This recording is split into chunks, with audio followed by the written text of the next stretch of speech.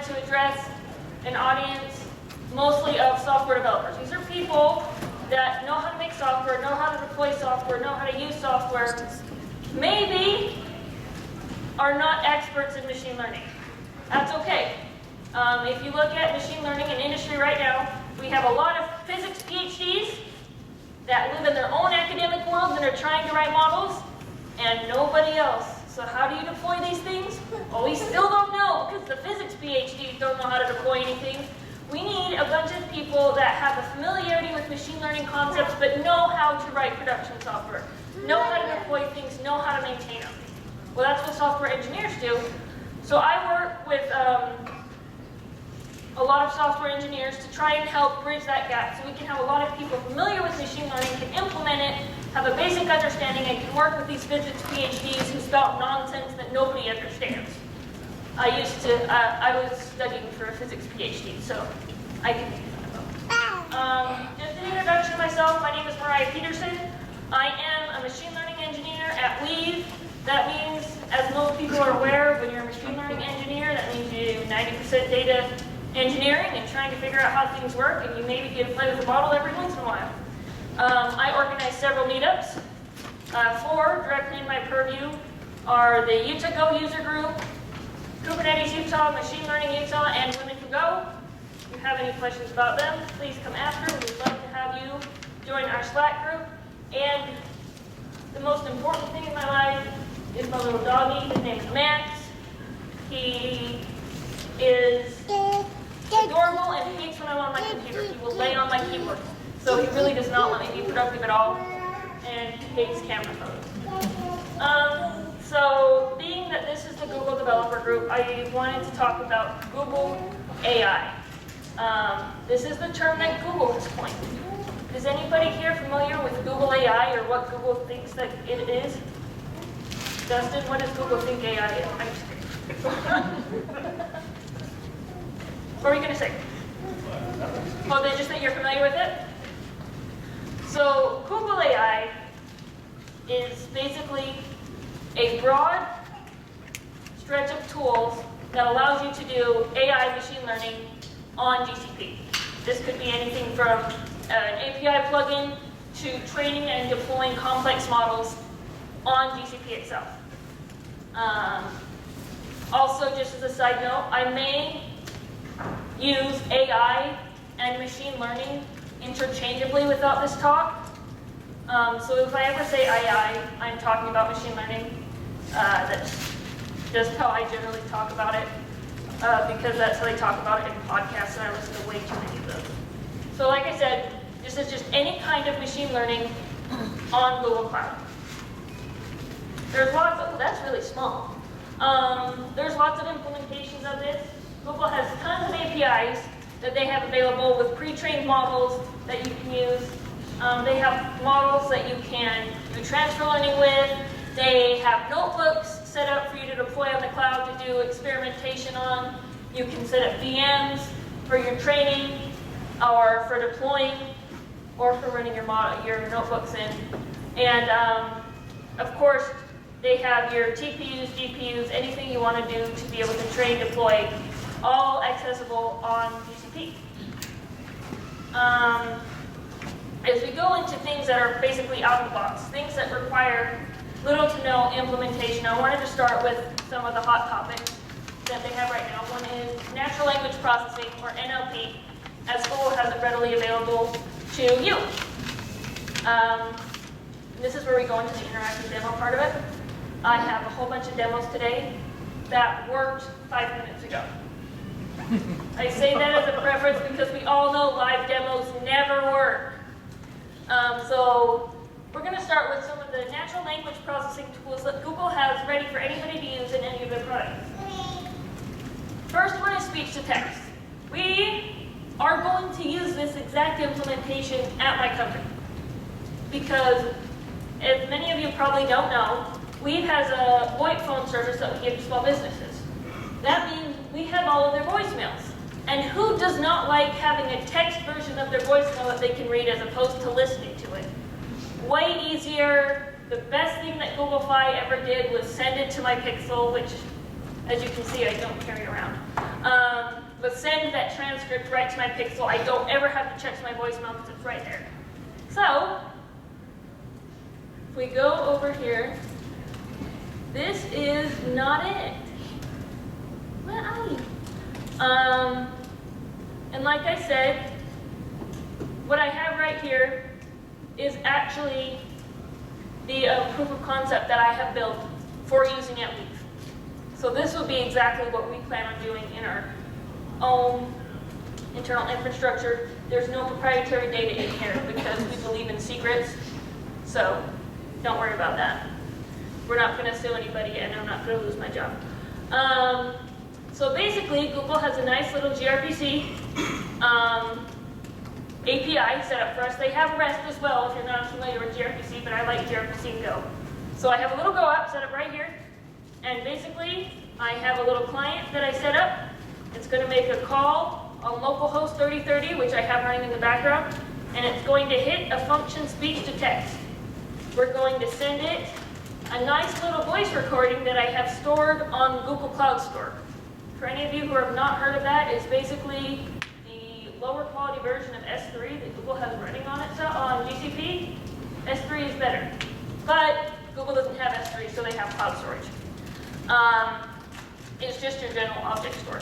So when we run this, we're going to pull from our bucket a nice little voice location on a certain project I've created. These are just environment variables that I'm keeping hidden from you so you don't hack me. So don't get my computer later and look them up. And we should see printed out the text with the confidence score of how well we think that is a translation. Now, confidence scores are rated from 1 to 0. That seems like 100% to 0%.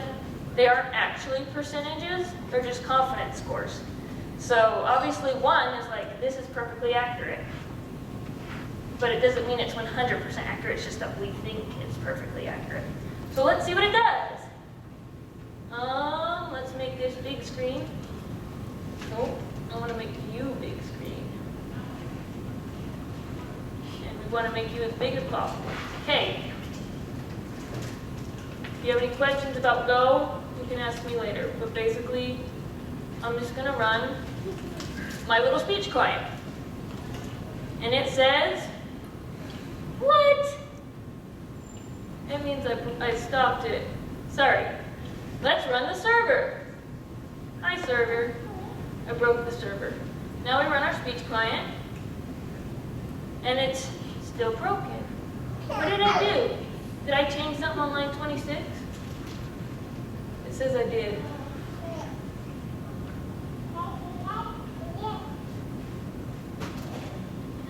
See, it worked literally 3 seconds ago. Did it break again? Could not find, oh, I know what happened. It doesn't know what my secrets are. No, it does. They're my secrets. Let me just make sure this knows what my secrets are too. Now let's see it hit. There it goes. Now it's sitting there, contacting that pretty API that they have hidden somewhere. Oops. So this was actually, I think, about a 10-minute long soundbite. So that's why it's not like super fast. Because it does have to take that 10 minutes, compress it down, and do an actual, like, transcription of it. It doesn't take 10 minutes. So it doesn't, like, listen to it, but we all know how it works. So, any questions so far while we wait for this? No? Oh, did I hit go? I did hit run. This really did work just like 10 seconds ago, right? Okay. Yes.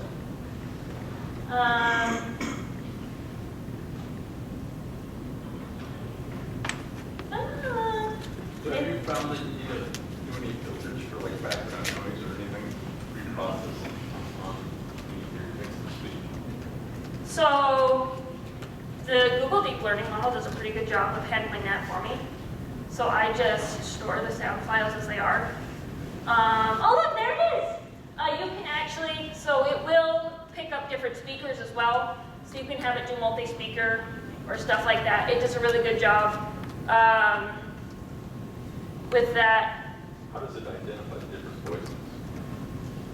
If I knew that, it wouldn't be behind Google's API. I wonder too, does it, when the text comes back, do you know which is voice 1 and 2? I do not have that printed out right now because that's not the API I'm actually hitting. But yes, it will say speaker 1, speaker 2. Okay. And it actually can do a time delineation of when they start talking if you care about that. So I just have just a basic printing of what it thinks it looks like. And it says that there's about a 0.176. It says an average. It gives you a whole bunch of text snippets and a slice that I made one big thing to print out. So it does chunk it into smaller bytes. And then it gives you a confidence for each byte, and I just gave you an average. So on average, we're about 0.71 confidence. I listened to the call. It seemed pretty accurate to me. There were a couple of things that were a little bit weird. Like right here, the email, Lisa Davis, 857-472 at gmail.com. You think that they'd be able to pick up that that's an email. And there's a couple other that were just, it would be very nice to have because this is already with the sys kind of a thing. So as you can see, there's still some issues with it.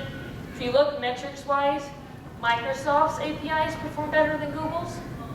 So you can take your risk with Azure. But overall, it's about pretty good confidence. Yeah, Dustin? Is that second example actually an error? I mean, spoken speech is quite different from written text. Exactly. So like that seems like an utterance that could happen. Someone was sitting there thinking. Sorry, what I should say is if I were to listen to it, I would have interpreted something different than what the machine interpreted, right? So for me reading this, it seems kind of illogical and doesn't make any sense. But I'm sure if I were to listen to it, it could be a pretty clear understanding. And so what that confidence reflects is just how the machine can understand the words, right? So the machine was able to understand to the confidence of 71 what was said, and this is what is written out. Most of it makes sense. They're talking about, this is a sales call. Weave's trying to sell a service to a doctor. You can see they're talking about phones, they're talking about sales, they're getting contact information, so it makes sense, right? So can I understand that there's two different people, and if you wanted to organize it in a sentence, you could actually just parse it a little bit and rewrite it out?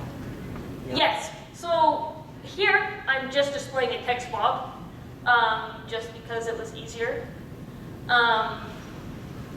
When it splits up the slices by default, it tries to do it by speaker, and sometimes it does it incrementally more for long stops. In the actual model work I've done around speech to text, what you do is you end up setting up spacing for saying this long pause is a difference of words, and then they translate that long pause as also to be a difference of speakers. It can also use tones and other things that the neural network can infer in that way. But that's initially, when it divides up into sentence chunks, it does a pretty good job of delineating by speaker first, and it will produce it that way when it gives you back the slice or the dictionary from the API. So cool. So as you can see, that's pretty nice, makes sense. If it was a shorter amount of text, just like a little voicemail or something, it'd be super awesome, great tool to use. Like I said, we're going to use it because training voice to text is really hard without a lot of data. The next one, which I think is pretty cool, is sentiment analysis. We also do this at Weave. We have an own internally trained model, but our initial implementation was using this API. So it works pretty similarly. I'll show you my code. So again, I'm using gRPC because I think it's fun. But basically, I have a sentence here. I love ice cream and I One is obviously positive, one is obviously negative. So we're going to see if the model can figure that out. It returns, again, just as before, it's going to return a slice of sentences based on how it interprets it and divides it, usually by punctuation. That's pretty smart. So I'm going to return that with a couple of the things that it requires. Okay. No, there we go. And as you can see, this was a lot faster because it was 2 sentences. So the API does not have a lot of lag for me being on the guest network. So let's look what it says. It says, can you even see that clear? So it says, oh look, it's in English. Good job. That was not hard. I love ice cream. It started reading it before the I. And it says, it has a magnitude of 0.9 and a score of 0.9. Pretty positive. If one is positive, that means we overall say that this is positive. Right? Next sentence. I hate mosquitoes. Again, it starts reading before the I. That's good. It also says English, and we have a magnitude of 0.1 and a score of negative 0.1. That negative means it's really far away from 1. It's within our error limit. It's obviously a negative sentiment. So if you're going, just a quick classification on the sentiment, the way we use it, we have equipment reminders. So we allow them to reply via text with any kind of sentiment, whether that's a thumbs up emoji, oh yeah, I'll be there, heck yeah, I'll be there. We get a couple of FUs, stop texting me, you know. We can classify whether that's generally positive or generally negative to say yes, confirmed, no, not confirmed. And then they can then follow up saying, hey, why didn't you confirm this? Do we need to reschedule? Do we need to cancel? The office can follow up if it's a negative, but positive, obviously, keep going with the appointment. And so general, easy use case, super awesome. I implemented this yesterday in half an hour. So, really easy. So that's most of their out-of-the-box NLP stuff right now. There are some, okay, good. We're doing great on time. There are some models that you can, I am standing in front of the projector, models you can do transfer learning on, and other things available that we might get into in a minute. But for time's sake, I wanted to talk about another really common use case, which is computer vision. Google has another API around computer vision things that you can use for object detection and image labeling, which is really nice for a lot of things. One of our applications that we use is we have patient photos that we get in that pop up on their desktop so that when somebody comes in for an appointment, we have their photo, we recognize them, we can do confirmation easily. When we get in a phone call, that pop-up goes up with the patient's face, so we answer the phone and we have that connection there, so when we see him come in, we know who it is. The problem is, the patient management system doesn't give us portraits where it's straight up. We get faces to the side and upside down faces and inverted faces, so we can create bounding boxes around the faces and auto alignment. Really easy, simple implementation of it. Google's features in their computer vision are very beta. So outside of the API, they do have some other tools that are beta, that are direct plugin. I have not modeled them because I like to do not beta things in demo in case they approach a breaking change at 2 a.m. the day before my demo. So just in object detection, I wanted to show you the picture I have. Let's see if it'll even pull it up or if I have to open it another way. So I have a nice little picture hidden in here somewhere of my dog. See, isn't that a cute picture of my dog? Oh, I'm in front of it. So you have me and my dog. This was a photo session we did a while ago. And we're going to have GoogleCV interpret that image and label it, classify it in a certain way. He's even eating it. I love my dog. Way too much, guys. My mom thinks I'm crazy. So, oh, I was going to show you that code again. It's pretty simple, the same as before, because why change it? Easy. a gRPC implementation. I gave it a file name. This one does have the option of doing batched or streamed, right? So if you have a constant intake, you can do automatic labeling on it. You can do batches of it. You can do other kinds of implementations through that API. I just did a quick batch from an individual one. And all I'm doing is going to print out the labels, print out the things that it learns from this image for us. So let's see it work. Oh, I have to stop my server. There we go. Bye, server. Don't use the same port, guys. Moral of the story.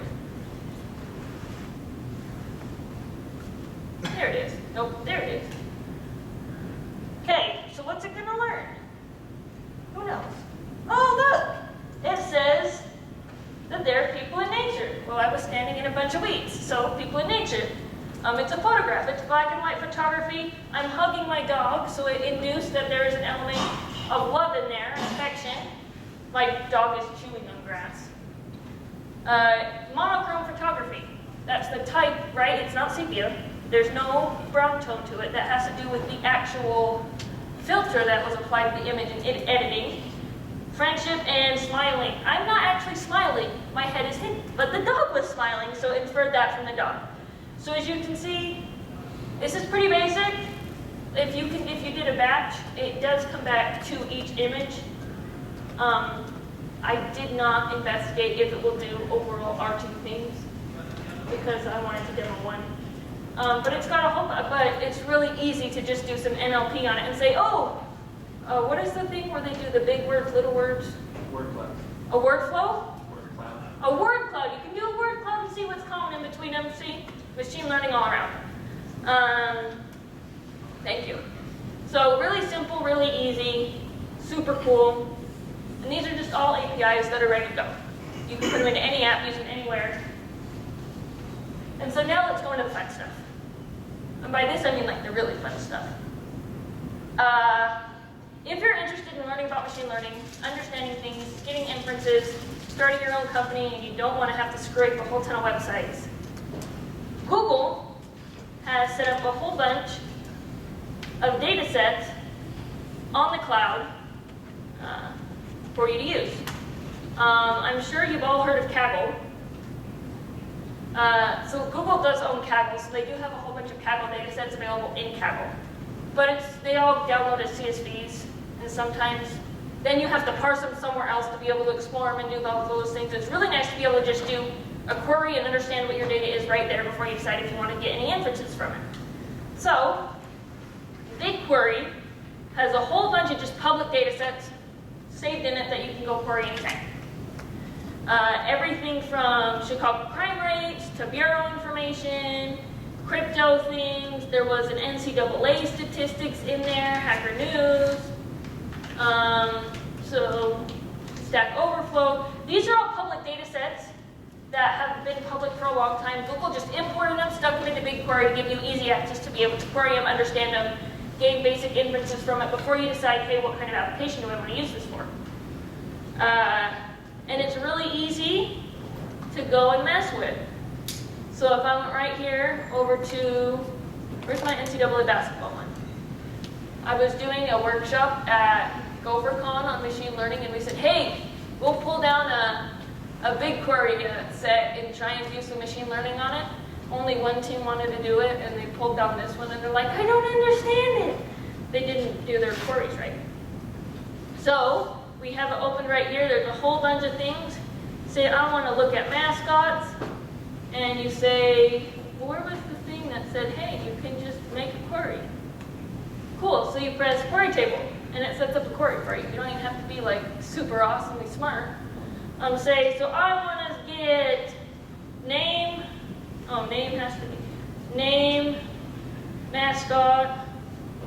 If I spell wrong, please let me know so I don't look like an idiot later. Let's look at tax phylum because we all care about that.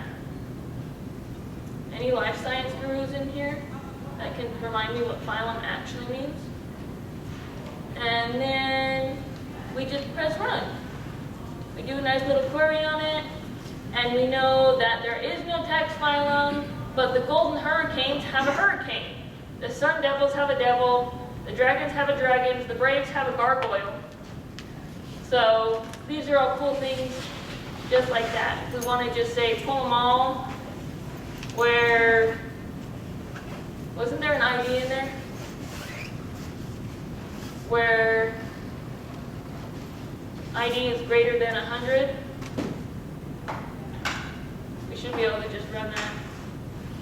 Oh no! I broke it.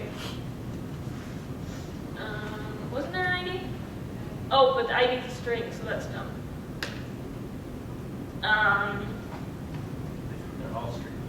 They're all string fields. Isn't that great? But we can pull down, I want to see market. So you can just do that. You can do, once you get used to it, you can do other limits on your queries, right? Don't we love queries? SQL is the best. So we can see that there's a Tulsa market, Arizona State, Michigan. So that's just the area where the mascot is, or the university that it is. So I just am partial in the NCAA, but because I like basketball. But as you can see, there's just a whole ton of resources to start getting your hand dirty, a bunch of free data sets you can experiment with, implement your first models, and start to get familiar with some of the syntax, some of the vocabulary, and other things around machine learning as you go forward. What was my next one? Oh, the other thing. So, if you're on GCP, they have what's called the AI platform. I know AWS has something exactly like it because I used SageMaker for a really long time, and I know Azure has something exactly like it, but Azure scares me a little bit because it looks like Windows XP on your console sometimes. So, they have a whole bunch of things here. They have models you can train with, Kubeflow to set up your deployments, notebooks, the APIs that you can throw up there, all these cool things. You can start with a data labeling task that just basically runs all the time to just do pre-classification and labeling, anything that can be generalized on your data. And notebooks. This is my favorite. I'm sure some of you, I don't know if any of you have heard of Google has recently released free notebooks that anyone can use on a GPU. These are the Google Colab notebooks.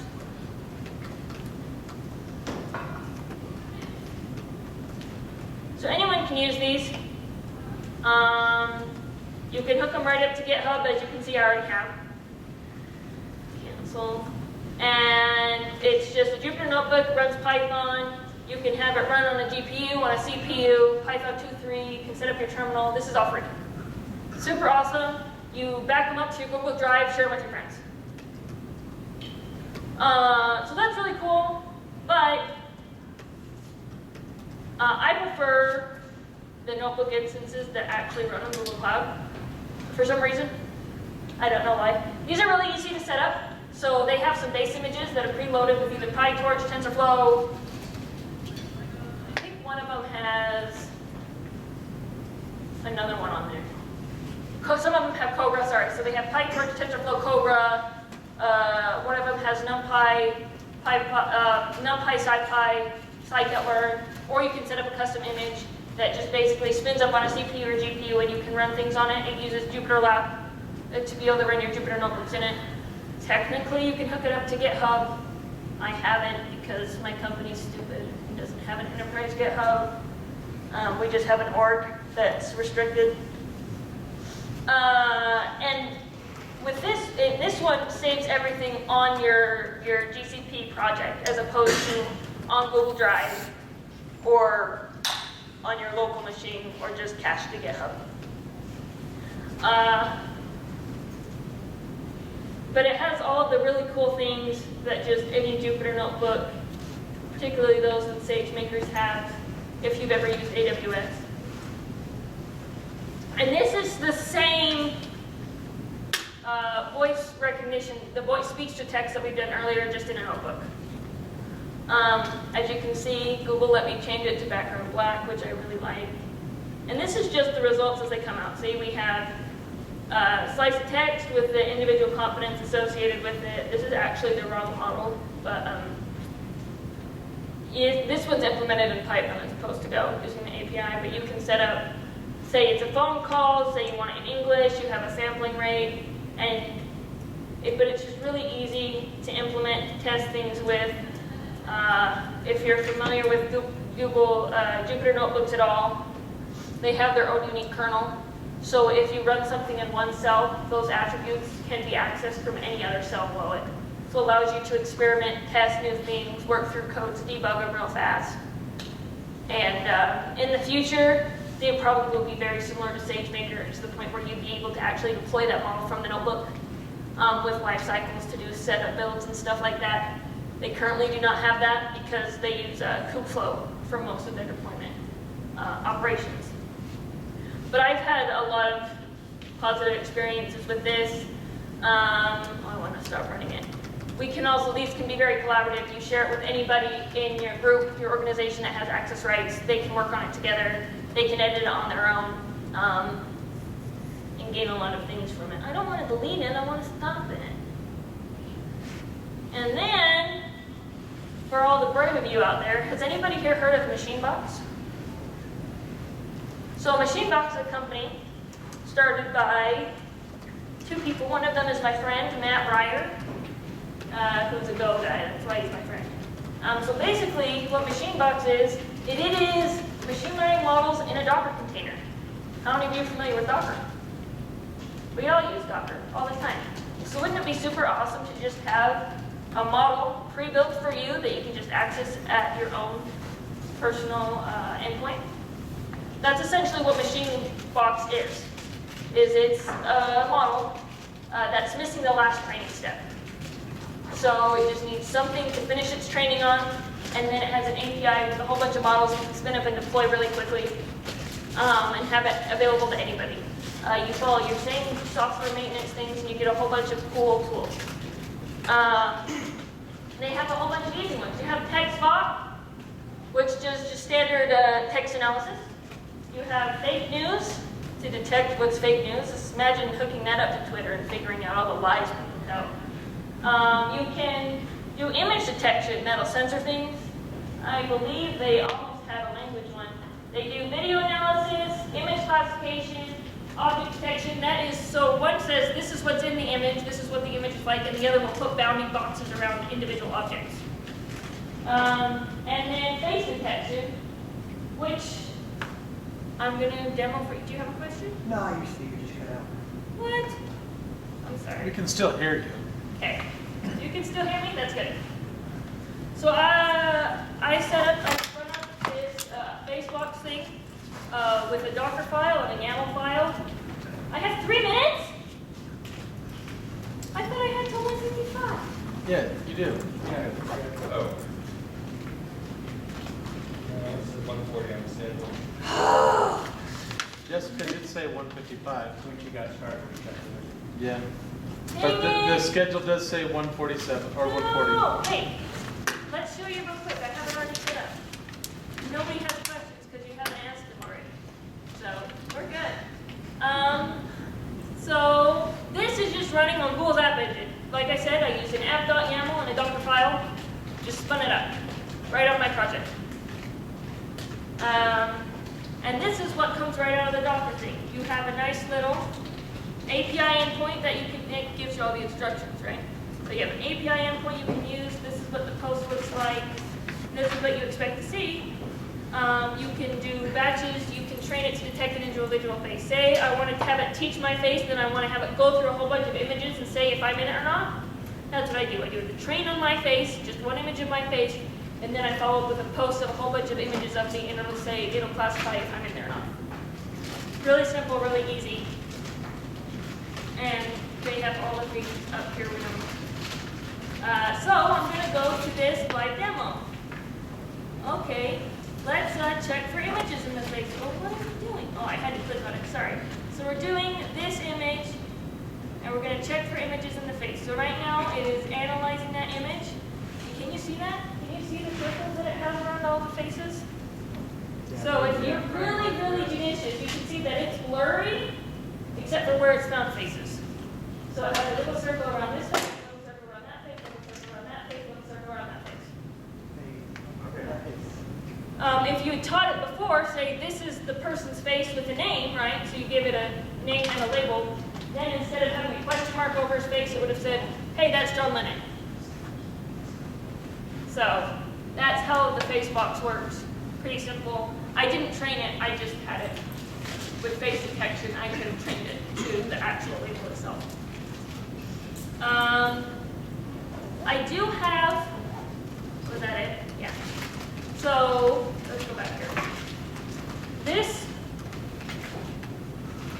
slide deck is on slideshare.net under Miriah Peterson. If you want any of the links to the APIs or to my GitHub repo that all of the code is in, or to the, I also have a machine box demo in there that you could go through and set up your own machine box, make an experiment with it. All of that stuff is on the slide deck that's on slideshare.com. I'll be hanging out around here till we're done, so feel free to hit up me after. It's 1:40 now, so I need to do that. So that's all I have for you. Thank you so much, and I hope you start doing machine learning at work because we all think it works.